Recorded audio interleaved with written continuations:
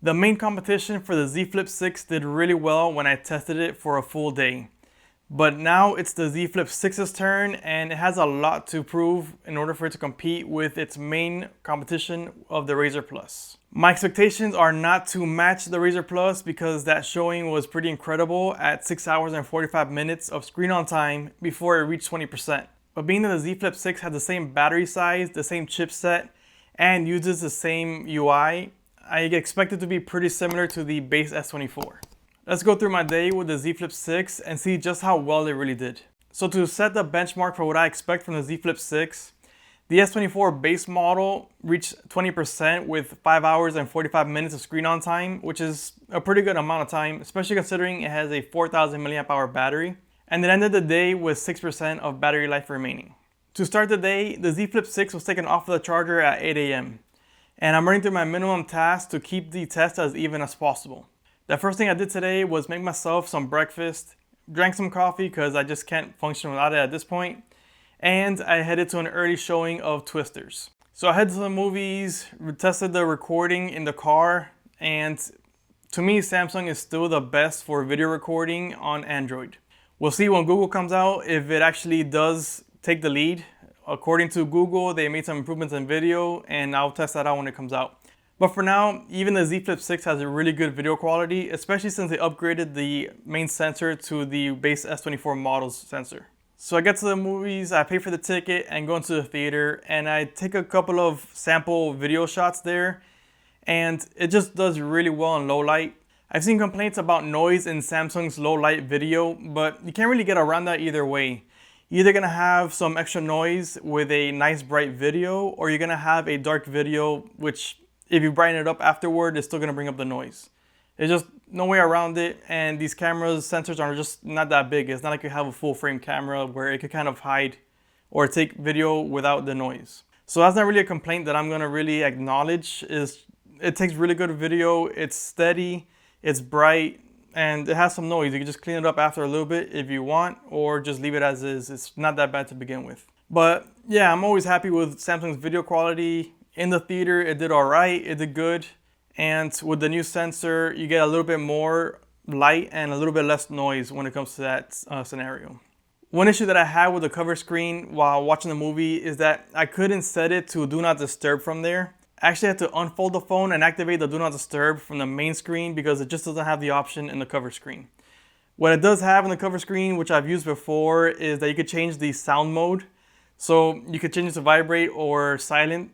So it is an option there in that manner. It's just not the do not disturb that I'm used to. I've checked the settings. I haven't found where I can change it.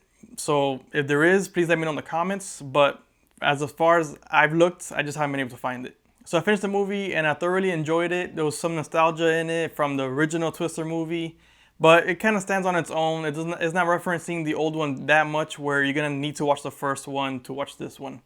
It was a good and a fun movie. After that, I met up with my family and we had a good time there.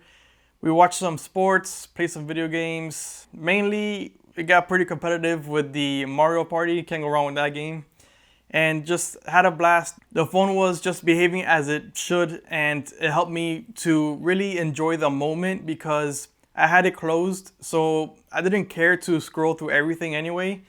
I got a message, I would reply to it, and I would just put it down when I had it closed. I wasn't sucked into anything else. So I was able to actually enjoy my time with my family and have fun with the video games rather than just focusing and getting sucked into social media or anything else. So the phone style itself really came in handy in that situation, but that also made me have to work a little bit harder to remember to do my minimum tasks.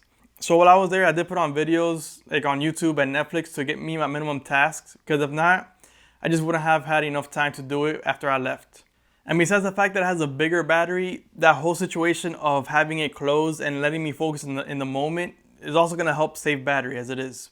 But this video is not about how well it does on saving battery and keeping you out of the phone. It's how well the battery performs in a minimum set of tasks. At this point, the phone is actually looking pretty good.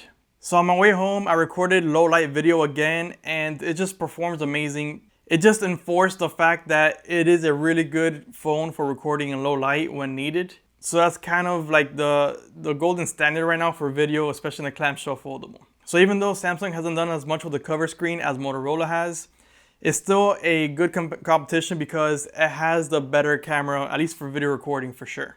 And I was in a similar situation that I was with the Razr Plus, where I had about 30% battery, a little bit more than 30% to drain before I went to bed.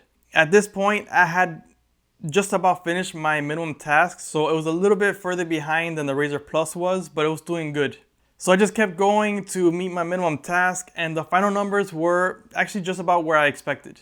The phone reached 20% with 5 hours and 45 minutes, just like the base S24 did, give or take a couple minutes obviously. But the difference this time was that the phone finished the day with about 14% of battery remaining. The difference probably came because I was able to use the outside screen a bit more, might have helped a bit with battery, and I just didn't pick it up and turn it on and off multiple times checking for messages.